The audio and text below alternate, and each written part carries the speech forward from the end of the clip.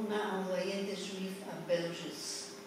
Belgis, c'était le premier, vraiment le premier camp de centre de mise à mort. C'est dans le cadre de l'action Reinhardt. Donc, quand commence l'action Reinhardt, en mars 1942, commence la déportation. En fait, c'est l'action Reinhardt qui a duré 18 mois, qui va en fait liquider presque tous les juifs de Pologne, après les 2 millions de juifs polonais en 18 mois. Et le camp est très près, c'est un centre de mise à mort, ce n'est pas un camp, etc. C'est l'usage maintenant de parler, puisque c'est vraiment un lieu où les gens sont envoyés directement à la mort. Et les camps de Janowska étaient un camp à la fois de travail, à la fois de transit, et il va aussi devenir un camp de mise à mort sur place, dans un lieu qui va s'appeler Piast, donc les dunes, mais on va y arriver. Donc, mais juste pour vous dire, donc, au début, avant 1942, après 1941, il y a le camp qui est construit à la Bojanowska, et en même temps, il y a les ghettos à Lvov qui est construit. Et la famille de Janina, avec la mère, la grand-mère, les oncles, les cousins, ils sont entassés dans un appartement dans le lieu qui va être le ghetto, qui va d'abord été pas enfermé, puis après été enfermé avec le barbelé. Dans ce mémoire, j'ai fait un petit saut. Le début de ce mémoire, quand il commence à écrire, quand on va lui demander à 43 d'écrire ses mémoires, on va y arriver après, dans quelques minutes, elle commence à écrire, bien évidemment, de mémoire, elle commence à écrire de ce qui était le plus près, donc elle commence à raconter ses expériences de 43, et puis elle remonte vers 41. Donc le début, après, quand on va l'éditer, on va le arranger un peu pour faire une histoire linéaire, le début va être les 41, là où elle venait nous raconter donc l'arrivée des Allemands, la vie dans les ghettos, dans une minutie de détails et qui juxtapose parfois des réflexions philosophiques qui sont vraiment calmes. Donc cette juxtaposition. Et cette maturité aussi de compréhension de ce qui s'est passé il y a simplement 2 ans. Donc on dirait presque un regard d'un historien, et en même temps on sait que c'est donc une fille de 12 ans qui analyse ou qui écrit à chaud ce qu'elle a vécu, avec une mémoire incroyable de noms, de lieux, de nombre de personnes. Donc c'est aussi un document qui nous renseigne énormément sur ces camps, qui était un camp terrible, ça s'appelle l'université de Bourreau, donc vraiment du sadisme à outrance, et desquels il y a très peu de rescapés. Elina est une des rares survivantes. Et par exemple, quand elle raconte la vie dans les ghettos, elle raconte bien évidemment la faim, le froid, l'entassement, et parfois elle raconte donc de petites anecdotes ou de ces étincelles de vie qui étaient encore. Je vous lis un extrait. Maman voulait que je continue à étudier. J'allais donc en cours 3 fois par semaine. On était plusieurs. Le lieu où se tenaient les cours changeait toutes les 2 semaines. Cette mademoiselle Wasserman, qui était notre maîtresse, etc., etc. Vous voyez comment en 3 phrases, on voit et la vie, et des noms, et ce qui s'est passé. Après, elle raconte aussi le froid à nouveau, donc les conditions terribles, et on dirait presque pour se soulager, elle se rappelle le jour de Noël. Il y avait aussi une tante qui était donc mariée à un homme qui était marié à une maison. Donc il a invité, donc le jour de Noël est arrivé, j'étais invitée au réveillon, je suis allée chez tante S sans brassard, qu'elle a osé, pour ne pas lui attirer d'ennui. J'ai mangé et me suis amusée chez elle comme jamais. Je suis rentrée à la maison le 2 janvier, le jour de mon anniversaire, j'avais 11 ans. Voilà. Donc une sorte de juxtaposition. Puis arrive donc ce que Janina venait de nous parler, donc la grande action, donc l'action de 41 et 42, donc de mars, puis la grande action qui est au mois d'août 42, où la moitié du ghetto est liquidée. Il y a à peu près 120 personnes, 120 000 juifs, donc la moitié reste, la moitié est déportée en 2 semaines d'action, qui était souvent le jour de Pâques, donc c'était aux alentours de mars-avril. Et donc après la grosse action, vers Belzec, Janina reste encore avec les membres quelques membres de la famille sont envoyés. Elle reste encore avec sa mère à l'hôpital, c'est ça? À l'hôpital du ghetto. Elle tombe malade, elle avait 39 de fièvre. Elle réussit par miracle à échapper à cette action, et d'autant plus que juste après, c'est les hôpitaux et les orphelinats qui sont liquidés. Et commence une période assez agitée, enfin autrement agitée, toute la période est agitée, mais autrement, où sa maman, qui est jardinière et qui est aussi infirmière à l'hôpital, essaye de renvoyer Yanina au côté alien. Donc il fallait de l'époque. On pouvait à l'époque. Et c'est une période de plusieurs mois assez difficile. Elle va, elle revient, c'est solde souvent des chantages. Vous savez, il fallait payer, donc c'est une période dure. Et dans cette période, déjà, elle écrit, quand elle est loin de sa mère, elle écrit des poèmes. Et ça, c'est une des choses qui va la sauver. Yanina dit toujours, c'est les autres qui vont sauver, bien évidemment. Il y a toujours cette main invisible, et il y a ce corps invisible chez elle, et ce cœur invisible, mais qui était bien palpable et qui l'a sauvée parce que c'est d'elle. Donc les poèmes, vous allez voir, vont jouer aussi un rôle très important dans le sauvetage de Yanina. Donc elle écrit des poèmes que vous allez trouver dans ce livre, parce qu'on a édité, c'est la première fois que certains sont publiés, puisqu'on les a trouvés dans la maison des combattants du ghetto, parfois dans des traductions déjà du polonais, on les a traduits en français, on va vous lire quelques extraits après. Et donc, on est en l'automne, en hiver 42, il y a une épidémie de typhus dans le ghetto. Et c'est vraiment un moment décisif pour Yanina, un moment très douloureux. Un moment où sa maman lui dit, on sait déjà que le ghetto va être liquidé, le ghetto qui est transformé déjà en gulag, donc en camp de travail aussi, forcé, et les autres sont envoyés à Janovska. Les mamans, lui, si on peut dire, lui donnent une sorte de mi-ordre, mi-cadeau, va. Donc séparation. Je vous donne la vie, je te donne la vie en te demandant de partir, en me séparant de toi. Il y a un moment très émouvant que... Le directeur de l'hôpital était Dr. Kurzrock. Lui, il était en même temps aussi le directeur de l'hôpital au camp Janovska. Il était une seule personne qui pouvait bouger entre ces deux places. Mais au moment quand il a su que Ghetto va être liquidé, alors il savait que sa fonction comme intermédiaire n'est pas plus importante. Il se décida de s'enfuir. Et il a organisé tous les jeunes gens pour aller, avec les papiers faux, aller ensemble à Dniepropetrovsk, là où les Allemands faisaient les Russes sont déjà avancés, ils faisaient des fortifications. Et lui, avec le groupe de ces gens, sont venus à la gare, et c'est triste de dire qu'il y avait des juifs au service de Gestapo qui ont les reconnus et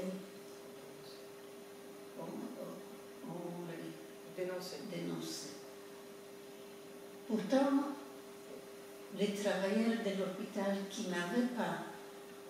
n'étaient pas jeunes, qui avaient des parents ou bien des enfants, pour eux, Kurzrock organisa un bunker où ils devaient se cacher pendant la liquidation. Et ces gens-là, ils ont vraiment réussi à passer cette liquidation, c'est 2 semaines, mais après, il n'y a pas. Qu'est-ce qu'ils pouvaient faire? Il n'y avait pas la nourriture. Et ils se sont eux-mêmes rendu aux mains. Et tous habillés en blanc sont amenés à Janovska, sont amenés à Fraulager, camp de femmes, et là ils devaient attendre jusqu'au ils seront tués. La plupart d'entre eux avaient Tsiankali et ils se sont au dernier moment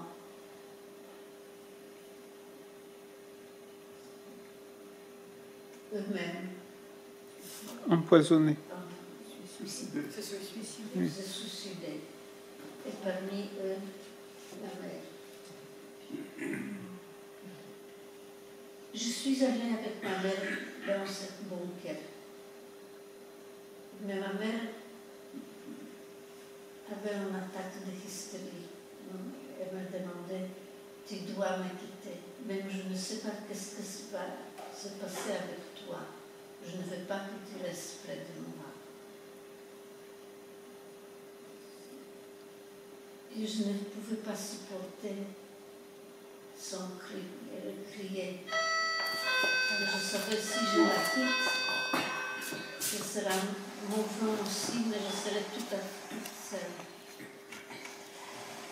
Alors où je pouvais aller, une seule place où il y avait des juifs, c'était le camp de Janovska. Je suis entrée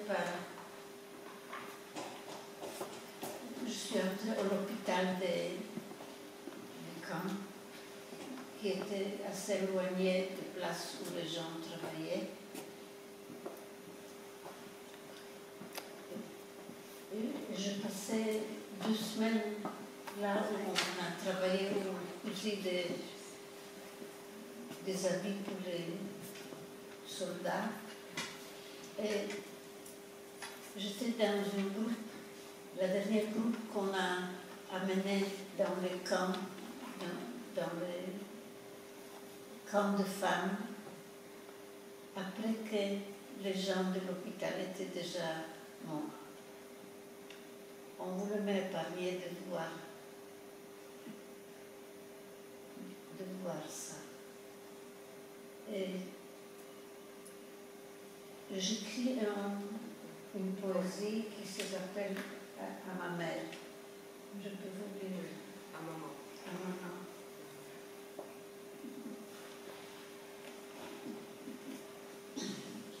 Je suis mal, tout me lourd, mais toi, tu es loin. Les sables couvrent ses yeux. Bon, je dois dire, juin 1943, les Russes avancent, alors Belzec, on l'a déjà démonté. Et on tuait des gens, la plupart, au terrain de sable près de Janovska, Piaski. C'est compliqué.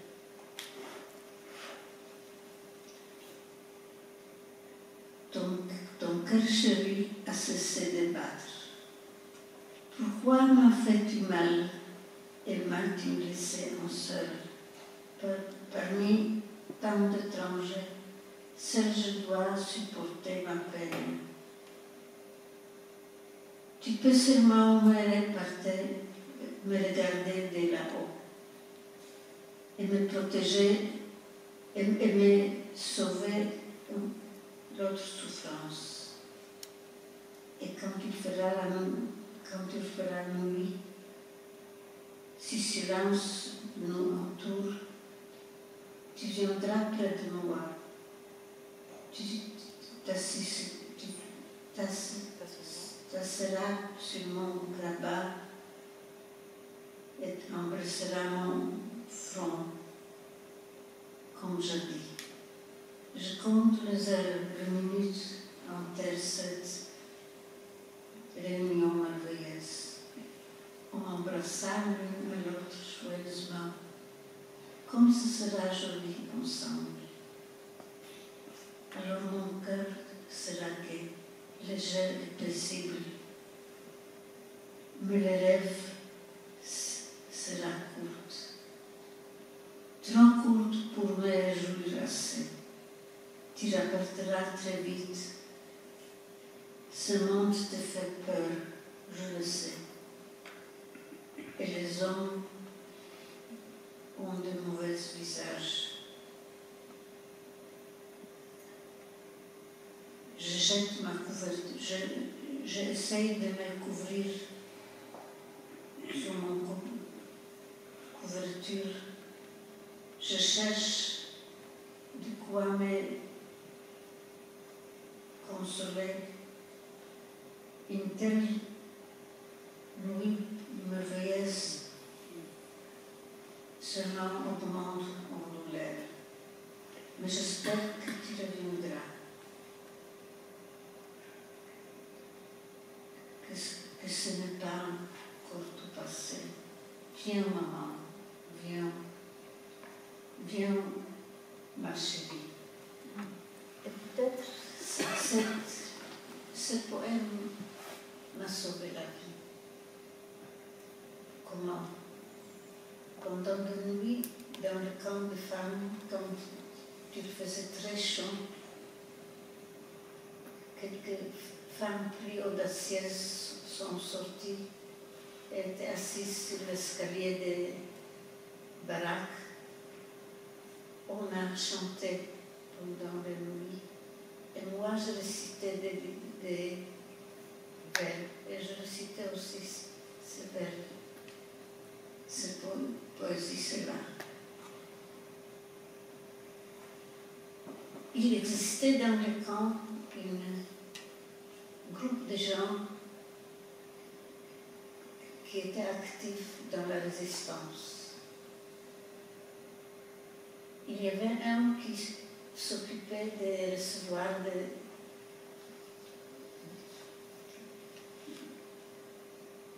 des fusils, de les acheter chez soldats italiens. Il y avait les uns qui étaient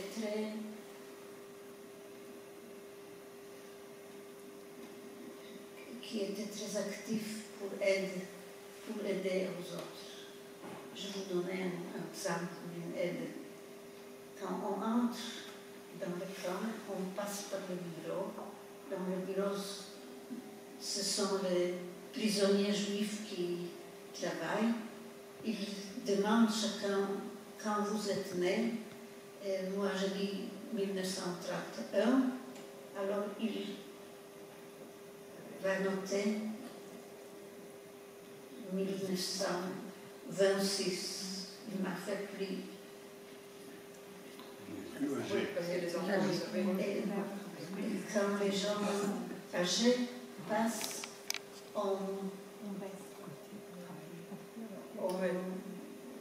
On les rajeunit. On les fait plus jeunes. On pouvait savoir des premiers moments quand on entrait de camp qu'il y a quelque chose qui se passe en faveur des prisonniers. Et il y avait aussi un groupe d'artistes. Parmi eux, c'est un poète, écrivain Borovitch, qui essayait d'organiser des soirées dans différentes baraques. Il ne faisait pas d'illusion que ça va aider, mais pour occuper un esprit digne vis-à-vis à mort. Et Ordner, c'était le nom dans l'autre camp, on les appelle capo, mais là on les appelait Ordner. Eux aussi ont pris la part dans cette organisation des aides. Et lorsqu'ils ont écoutez, mes vers, ils ont dit à Borvitch que j'existe. Il y a cette petite fille qui est là, qui Et Borvitch, il est venu de Krakow. En 1939, la guerre l'attrapa à Lvov. À Krakow, avant la guerre, il était actif dans la partie socialiste polonaise. Cette partie socialiste polonaise, tout de suite, est passée au travail illégal depuis 1939. Parmi eux, il y avait aussi des juifs qui ont fait des papiers fausses en septembre 1939. Alors, beaucoup plus tard, eux étaient déjà protégés par leur situation. Et il était aussi très actif à Angers. Le nom de plusieurs partis polonaises ont créé une organisation d'aide aux Juifs qui s'appelait Jevota. Et ils ont trouvé les contacts, ils cherchaient Borvitch en 1941, après que les Allemands sont entrés à Lvov, ils ont les trouvés. Il avait des liaisons avec le camp de Janowska et ils ont aidé à lui de s'échapper, c'est-à-dire il était apporté à Krakow, il était sauvé à Krakow. Et Borvitch était un homme très noble, il n'était pas... Il demandait qu'ils vont sauver aussi des autres. Et c'est grâce à lui, il y avait encore un groupe de gens qui pouvaient fuir les camps. Vous pouvez demander comment vous pouviez entrer à l'aide des camps. Mais ce n'était pas difficile à Janowska. Le problème était où ce que vous êtes juif, c'était écrit sur votre. Et pour les enfants ukrainiens, c'était un jeu d'aller dénoncer. Moi, j'annonçais 2, moi, j'annonçais 5. Même ils n'étaient pas conscients de